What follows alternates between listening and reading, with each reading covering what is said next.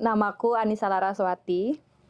Aku seorang desainer dan teman-teman bilang fashion artist. Sekarang aku tinggal di Bali. Aku dari Bandung, tapi 2021 aku baru pindah ke Bali. Jadi sekarang base aku di Bali.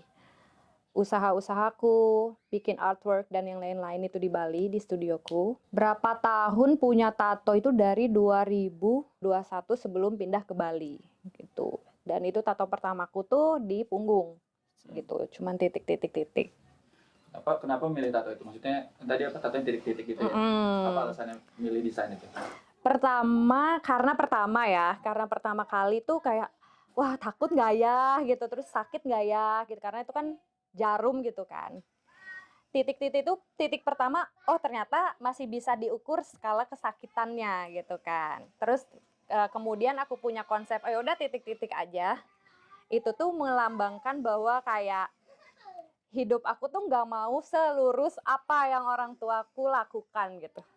Orang tuaku bilang gitu, karena aku dari kecil sampai kuliah pun kayak kamu harus jadi ini, kamu harus jadi itu gitu. Padahal anak gitu, aku sebagai seorang anak punya haknya masing-masing. Dia tahu cara dia tumbuh, dia tahu cara dia mengeksplorasi hidupnya, ataupun dia hidup sendiri walaupun nantinya aku udah nggak punya keluarga, punya keluarga inti gitu kayak ibu dan almarhum ibuku gitu. Titik-titik itu adalah bukti bahwa aku tidak mau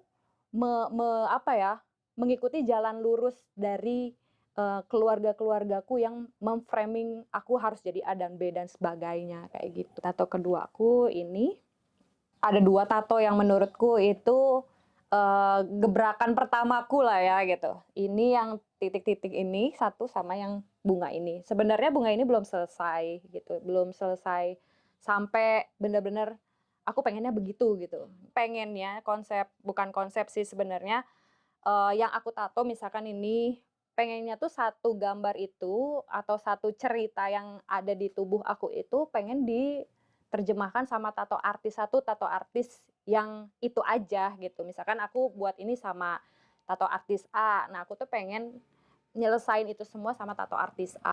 Ya udah nih, aku sekarang aku yang baru, aku yang tumbuh. Kenapa tumbuhan? Aku yang tumbuh, aku yang bisa diterima oleh masyarakat. Ini tuh kangkung ceritanya gitu. Jadi kalau di Sunda atau mungkin di Jawa ya gitu, kangkung itu sayuran yang istilahnya dia bisa didapatkan di mana aja. Dia bisa dimakan dengan versinya masing-masing gitu, entah itu ditumis, entah itu disayur ataupun lain-lain. Aku juga pengen seperti itu. Aku tuh pengen jadi orang seperti kangkung gitu, biar aku diterima dengan masyarakat dengan sederhana juga kayak gitu. Tidak ngelihat, oh si Ica nih ketika nantinya misalkan aku sukses, aku pengen tetap terlihat merakyat, datar, dan ya udah saling gitu. Sesederhana itu gitu. Apa yang benar-benar dekat sama aku tuh ya ketika aku di Bandung, kan dia sangat grouping ya kalau di Bandung tuh kayak makan tuh barengan, botram tuh makan bareng gitu kan, kalau bahasa Sundanya. Itu tuh sangat, oh ada kangkung di situ, terus makan di tetangga, oh ada kangkung juga gitu. Dan itu juga nggak mahal gitu. Ketika orang kaya makan kangkung, dia menikmati, ketika orang yang kurang berada bisa membeli kangkung gitu. Artinya kayak aku tuh bisa fleksibel gitu loh. Aku nggak mesti bergabung dengan sama-sama orang kaya atau sama-sama orang sukses, dan aku juga bisa bergabung dengan sama-sama orang yang at least minimal kasarnya nggak punya apa-apa ataupun dia nggak punya skill misalkan di salah satu spesifikasinya gitu. Misalkan kayak di ruang seni misalkan ada orang baru yang dia nggak bisa apa-apa walaupun kita dituntut menjadi seniman, anggapnya kayak gitu. Ya aku nggak pengen jadi sok-sokan aku jadi seniman gitu, tapi pengennya tetap cair, tetap berbagi, tetap kayak ayo kita bangkit bareng-bareng kayak gitu-gitu. Itu juga berlaku di brand-brand aku yang lagi aku build gitu, untuk gimana caranya orang juga bisa maju itu. Nah itu adalah representasi aku jadi kangkung gitu loh gitu. Karena kenapa itu balik lagi sama experience di hidup aku.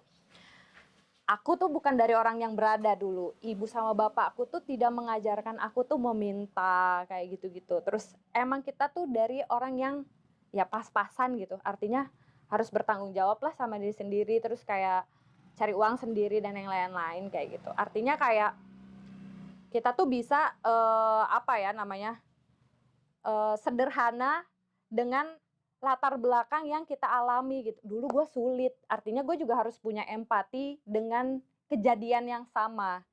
Tapi aku mikirnya, masa sih orang itu juga merasakan hal yang nggak enak, tapi aku tuh tahu caranya gimana, masa aku nggak kasih tahu gitu. Jadi aku mikir kayak, yang penting orang itu jangan jangan mengalami hal yang sama nih, mending dikasih tahu aja kayak gitu-gitu. Jadi kayak menurut aku tuh penting banget gitu. Terus tato ketiga aku tuh ini, kayak gitu. Ini misalkan ini kan bikini bottom ya, gitu kan. Ikan, tapi ikannya pakai sweater. Kalau secara realita kan ikan nggak mungkin pakai sweater gitu kan. Kalau realitanya nggak mungkin. Tapi aku mikirnya kayak ya sebebas-bebasnya ikan di laut perlu butuh kehangatan lah gitu. Gitu. Sebebas-bebasnya aku di duniaku harus tetap ada pedomannya gitu. Bahwa kamu tuh harus honest sama orang, harus baik sama orang, harus bersikap yang be nice sama orang lah gitu. Ketika aku lagi ada di Bali, aku harus baik sama orang yang ada di sekitarku. Ketika aku di luar negeri, aku harus baik sama mereka dan menjaga attitude-ku gitu. Itu yang membuatku hangat kan gitu. Tato keempatku ini, misalkan ini juga tato artis B. Ketika dia gambarnya belum selesai, aku pengennya di retouch sama tato artis itu sendiri gitu, karena dia tahu karakteristiknya seperti apa, karakteristik orang di belakangnya juga seperti apa kayak gitu. Kalau yang apa? Matahari ya? Matahari ya, matahari merah ini. Itu emang khusus, maksudnya dari warna dan desainnya. Iya, tapi ini tuh sebenarnya belum kelar. Oke. Matahari merah tuh kayak ya udah, aku pengen matahari yang terangnya banget, tapi bukan kayak matahari yang kadang-kadang tuh terlalu terik gitu. Matahari yang memang menyinari orang, menjadi inspirasi orang, kayak gitu-gitu. Terus juga, tapi dengan kadang-kadang orang yang udah dikasih kesempatan, kadang-kadang ada yang nggak tahu diri, misalkan mengambil kesempatan yang nggak baik gitu. Nah, aku juga bisa jadi marah ketika aku jadi matahari, aku juga bisa jadi marah kayak gitu. Tato kelimaku yang di kaki, gitu baru ada 5. Di setiap tatoku itu tuh memang ada cerita sedikit-sedikit yang aku harus nyematin itu sebagai karakter aku gitu di situ. Walaupun nggak keseluruhan, walaupun bentuk-bentuknya beda-beda gitu. Tapi at least di otak aku, setiap aku tato, aku tuh harus ada kayak minimal ada satu sikap atau satu yang itu gua banget gitu. Gitu. Ini tuh karakter kamu. Ketika kamu lihat gambar itu, kamu tuh harus balik lagi di karakter itu gitu. Sebenarnya kenapa aku memilih tato gitu ya untuk pertama kali. Pertama kayak karena dari kecil sampai aku lulus kuliah kemarin, so far kuliahku tuh hampir 6,5 tahun. Jadi kayak lama banget memakan pendidikan. Kayak udah capek dengan hal-hal yang memanage diri aku gitu. Keluarga, terus juga kayak kampus gitu. Soalnya aku kampus teater dan aku performing gitu. Sometimes orang-orang nggak bisa nerima orang yang bertato, masih ada stigma-stigma seperti itu gitu. Nah, setelah aku udah lulus kuliah, ya aku cuma pengen showing up bahwa tato adalah media aku untuk mengekspresikan gimana aku bebas gitu. Aku mau mematahkan orang-orang yang punya argumen bahwa punya tato itu punya stigma yang jelek gitu. Bahwa enggak selalu seperti itu gitu. Bahwa apa yang udah dirakit dari kecil sampai at least lulus kuliah kemarin itu tidak bertato itu belum tentu mengiyakan bahwa kita tuh sukses gitu. Tapi lewat situlah aku membuktikan gue bisa nih, gue bertato tapi gue lebih sukses gitu daripada framing-framing sebelumnya. Entah itu background dari keluarga, entah itu orang-orang yang punya pandangan sebelah mata atas tato. Jadi aku milih oke nih, Gua jabanin nih ya, anggap kasarnya gitu ya. Gua jabanin nih orang-orang yang punya stigma, masih punya stigma jelek untuk tato, apalagi cewek gitu. Cewek ditato bla bla bla, kayak kriminalitas dan yang lain-lain yang terframe dari situ, gue bakal membuktikan enggak semuanya orang seperti itu. Toh apa yang aku lakukan juga masih manusiawi gitu masih tidak membunuh orang gitu, tidak ngapa-ngapain gitu, dan itu juga tanggung jawabnya kan ke diri aku. Either aku nanti, di agamaku gitu ya, aku orang muslim, nggak boleh nih dan segala rupa, ya itu juga kayaknya udah ada ininya ya, dalilnya gitu, untukmu agamamu, untukku agamaku, ya dosaku ya aku, kamu nggak usah mikirin gitu. Toh yang bisa memfilter itu dosa dan tidak kan Tuhan, bukan dia, gitu. Jadi aku udah tutup mata tutup telinga, cuman mau ngingetin bahwa yang, masih punya stigma jelek untuk orang yang bertato, sampai detik ini, kenapa tidak memikir dan memfilter hal-hal yang positifnya gitu.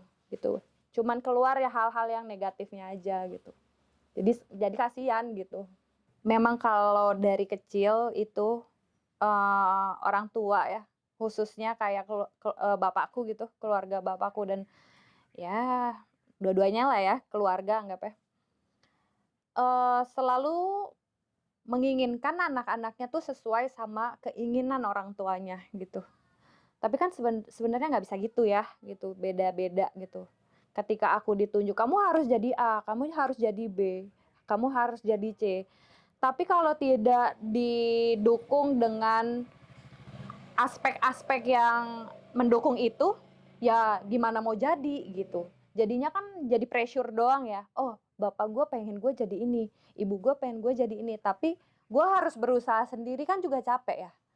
Nah, ya udah dari situ aku mikir bahwa ketika aku udah menuntaskan itu semua sampai aku bisa, apa ya, merealisasikan apa keinginan keluargaku dan ternyata gagal dan ternyata aku memilih sikap yang lain dan ternyata aku berhasil di situ, itu aku simpulkan bahwa tidak semua orang, tidak semua keluarga atau orang tua yang pengen anaknya jadi A dan B itu terlaksana gitu. Tapi bisa aja pilihan anaknya yang menentukan dia itu sukses atau dia itu lebih better daripada sebelumnya gitu. Tidak tertekan selama hidupnya, tidak mempunyai, inner child yang jelek, mungkin aja bisa kayak gitu. Karena kan kita impact-nya nggak tahu ya, karena anak tuh perasa dan ya karena anak itu menganggap orang tua itu adalah orang dewasa yang punya keputusan dan punya tindakan, jadi kita tuh bisa memendam kalau aku waktu dulu. Nggak bisa menyuarakan hal-hal yang menurut aku tuh nggak sesuai sama aku gitu. Jadi, ya udah, aku udah selesain aja sampai kalian mau, beres, nggak gagal anggapnya, ya udah aku ngambil jalanku dan akhirnya aku berjalan di jalanku sendiri gitu, sampai sekarang, punya usaha sendiri, terus, kuliah sendiri, gitu-gitu. Ketika aku dulu mengalami hal-hal yang sangat terpuruk, sangat kecapean, sangat ya iri ya sama orang, misalkan kayak, kok orang bisa ya misalkan dibiayai hidupnya, biayai pendidikannya, misalkan, sama keluarganya gitu, sedangkan aku enggak, misalkan kayak gitu. Itu kan juga di umur-umur yang teenager waktu itu kan juga ada sempat iri dong, tapi aku refleks juga dari situ kayak bahwa, oh nggak semua keadaan orang itu sama gitu kan. Jadi aku mikir, oh apa yang terjadi di proses hidup aku waktu dari SMP sampai kuliah itu, belum tentu orang lain terjadi juga gitu. Tapi gimana caranya aku harus tetap jadi orang yang dari SMP sampai kuliah itu sama gitu. Menilai orang seperti itu, menilai orang itu tetap baik, bersikap sama orang itu tetap baik, tetap berusaha, tetap kayak ya udah gue bisa lebih better gitu. Semangat akunya gitu, kayak gitu.